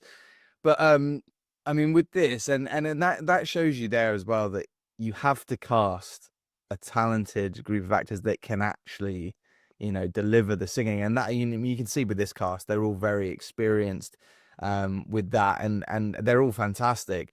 I mean, it must be great to be on set and to hear all these live, it's like a performance, isn't it? Over and over again, each take. What was the experience of actually like being on set for this? Well, what's crazy about it is I've obviously heard Ariana sing on her own. I'd heard Cynthia sing on her own, and I knew that they both had beautiful voices. What was extraordinary was when they started singing together live on the set and harmonizing. And we were just like, the whole crew was just like, oh my God. Something about their voices when they blend just meshes, and it creates like this super voice. And they, not only do the frequencies of their voices just complement each other hugely, but because they're such great singers, they actually know how to move their voices together in a way where when one goes a little bit louder, the other one backs off, and they give each other space to be able to perform. And they're almost doing, my job was easy. They're almost doing their own sound mixing with their own vocal volumes as they're singing. It's incredible. But something else I can tell you is we don't have any music coming out of speakers on the set when we're shooting, because I have to get clean vocals that we can then add the orchestration to later. Now, the actors are wearing IEMs like I'm wearing now, which we paint out in visual effects in post-production so that they can hear the music, but the microphones that I'm recording them singing with doesn't hear the music. So I get their vocal clean. So if you like, we had 250 members of our film crew who were getting an unplugged performance every day. They were getting Cynthia and Ari and Jonathan and Jeff Goldblum and Michelle Yeoh all singing live, completely a cappella with no musical accompaniment. But each person on the crew had their own set of headphones because they needed to be able to hear the music, sometimes for cueing lights or swinging a crane or pushing a dolly. And so at any point they could put their headphones on and hear what you hear in the cinema, which is the beautiful blend of vocal and music. But then they take their headphones off and they'd have this like visceral, raw, unplugged performance. So it was something pretty special. Wow, yeah, that's something that I can't imagine you get bored of going on set and getting to have that every day. That's pretty amazing. I mean, you touched on Mamma Mia there, and you mentioned that you experimented with a couple of those scenes, doing it the same way that you did with this film. And obviously, that was that the first time you kind of experimented with that? Because you obviously went on to do Les Mis, which you won a BAFTA and an Oscar for, and that I remember there was a lot of talk at the time that was the first time that the whole film was going to be done the way you've done Wicked now, which is obviously, the modern way of doing it, as you said before. I can't remember what I was asking there, but essentially was that, I mean, Les Mis was the first time you'd done that the whole way through a production. Yeah. I come from music videos and commercials, and I'd done little bits and pieces of live singing in the early days of my career. And that gave me the skills to be able to say to Meryl Streep, yep, we can do this. Let's do it, and understand how to technically support that creative request. It was successful. We then moved on to Les Mis a few years later, and Tom Hooper said to me, look, we have to go live because there's no dialogue in this film. If we lip sync, we're going to be asking our cast to lip sync for 2 hours. And that is a real big ask for a cinema audience to watch a whole film of lip syncing. Because, of course, in a normal musical, you have sections of dialogue and then you go into singing. So you're only asking the audience to believe the lip syncing for 2 or 3 minutes, and then you're back into dialogue. Now, Les Mis was obviously different because the whole thing is sung from start to finish. And that was the driving force between Tom wanting to go live. On Wicked, it was slightly different. With Wicked, we obviously went back to having dialogue, but what we didn't want to do, firstly, was have those transitions between dialogue on the set and then a pre-recorded vocal, because I'm sure you know as an audience member that you can't, it's very obvious when you go from the dialogue on the set into a pre-recorded studio vocal, there's a difference in the sound and you notice it. And so what John Chu wanted to do, and what I was there to support him with, was making sure that there was no transition, because we weren't going into a pre-record. And what that enabled Cynthia and Ari to do, and Ari's a great example of this. If we think about the song Popular, she riffs with it. And what I mean by that is she sings, and then she says a line of dialogue, and then she starts singing again, and then she says a word of dialogue. Now that was completely spontaneous. She decided to do that on the day. That was her completely riffing with the music track in her IEM and deciding that she was going to say a line of dialogue and then go back into singing. Now, had we have been doing a pre-record and she had been lip syncing, it would have taken that away completely. So that performance wouldn't have been possible. And so what John Chu has so deftly shown everyone is that if you go live, you're giving power back to your actors. You're letting their emotions and their instinct drive the performance, rather than them being dictated to by a backing track which is saying sing now. The other thing that we did a lot on Wicked was we didn't lock them to a pre-recorded backing track even. We had a pianist playing an electric keyboard into their IEM, and the pianist was asked by the actors, don't ever lead us. Let us lead and just accompany us. And that again gave the actors the ability to set their own pace. For instance, with Cynthia on I'm Not That Girl, she sung that almost completely free of backing track, just with a very, very sparse keyboard in her ear. And that enabled her to start singing when she wanted to take a break in between lines, to take a break in between verses, to almost take a moment and have a breath where she wanted to. And that again creates this visceral reality which we believe as audience members. So again, that was where John Chu was really, really smart.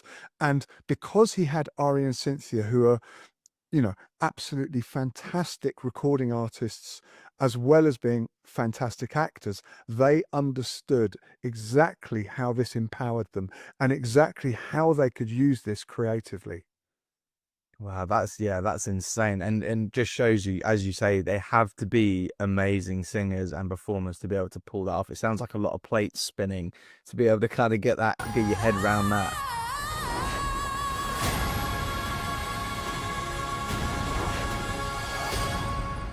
That's wicked, man. That is a perfect way to end, and really appreciate it, and all the best, man. I got my fingers crossed for you. Thank you so much. It was so good to talk to you. Thank you. And could I say thank you to having had the most amazing team in the world, because nothing I do is good without them. And thank you very much. It was very nice to talk with you. Yeah, no worries. Nice to meet you, dude. No, of course, it's lovely speaking with you. Thank you very much. I really appreciate it. Guys, thank you so much. Thank you very much. Real pleasure Thank to you. meet you both, and I'll be emailing you soon. Yes, I hope you do. Well, I'm glad to see you're both on a high right now, and congratulations, guys. Thank you. Thanks. Thank you. Thanks so much. Thank you, Nice to see you. It's just been really, Thank you. really inspiring. Really inspiring. Thank you, man. Thank you so much. Okay. Good luck with the film. All right, thank you. Oh, thank you. I think it'll do all right. If you enjoyed this episode and you want to support us, get early access and exclusive content, all ad-free, click and join the Life in Film YouTube channel and become a member now. Thank you to our guests, and thank you to the team at Organic Publicity. As always, thank you to our sponsors, movieposters.com and BetterHelp.